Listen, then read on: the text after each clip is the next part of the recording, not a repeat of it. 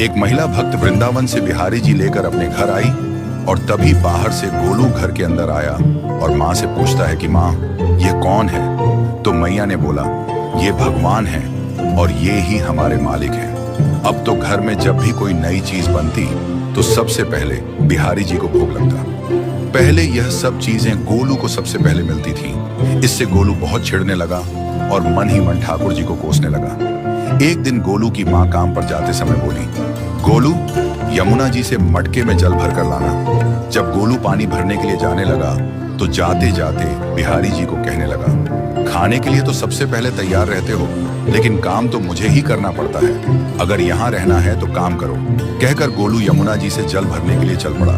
गोलू जब यमुना जी में जल भरने लगा तो उसने देखा कि यमुना जी के अंदर बिहारी जी विराजमान है और कह रहे हैं, ला गोलू, घड़ा हम भर देते हैं।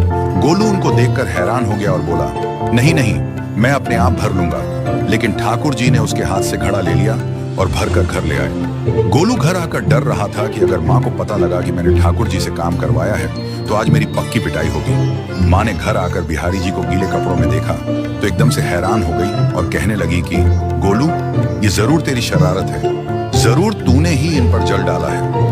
गोलू ने अपनी माँ को समझाने का बहुत प्रयास किया, लेकिन माँ ने उसको डांट कर चुप करा दिया और ठाकुर जी के भीगे हुए वस्त्रों को बदलने लगी।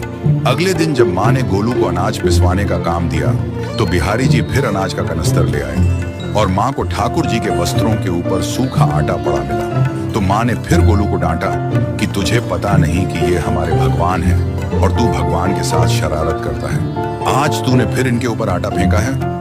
तो गोलू शपथ लेकर कहने लगा, नहीं माँ, मैंने कोई शरारत नहीं करी है। ये तो मेरे हाथ से गेहूं का कनस्तर लेकर खुद पिसवा कर आए हैं। गोलू की माँ आज बहुत गुस्सा हुई। अगले दिन फिर माँ बोली, बेटा गोलू, आज तुम्हारे बाबा बाहर गांव से वापस लौट आएंगे। बस आज का ही काम है, तुम जंगल से थोड़ी लकड़ियां ले आना। गोलू फिर डर गया, कहीं ठाकुर जी फिर मेरे पीछे ना आ जाए। गोलू ने माँ को बोला कि मैं चला तो जाऊंगा, लेकिन बिहारी जी को समझा लो, वो मेरे पीछे ना आई। उसकी माँ हंसकर बोली, हाँ हाँ समझा दूंगी, तुम जाओ तो सही। गोलू जल्दी जल्दी लकड़ियां लेने जंगल में चला गया और माँ काम पर चली गई। लेकिन उस दिन माँ काम से जल्दी वापस आ गई और देखा बिहारी जी अपनी चौकी पर विराजमान नहीं है। वह तो एकदम से घबरा गई कि कहीं गोलू की शरारत तो नहीं।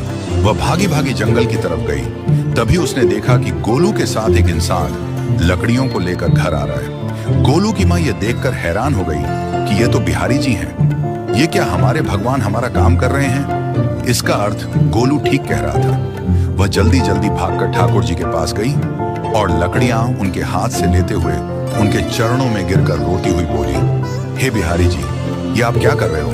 मुंह गरीब का काम क्यों कर रहे हो? ठाकुर जी मुस्कुराते हुए बोले, हमें तो तेरे बेटे पर बहुत प्यार आता है। सब लोग हमें भगवान समझते हैं, लेकिन एक तेरा बेटा ही था जो हमको अपना मानता था। अपना मानकर वो हमें डांट भी देता था, हमारे साथ गुस्सा भी करता था, और जो हमें एक बार अपना मान लेता है तो हम उसके मान के लिए उसके ही हो जाते हैं।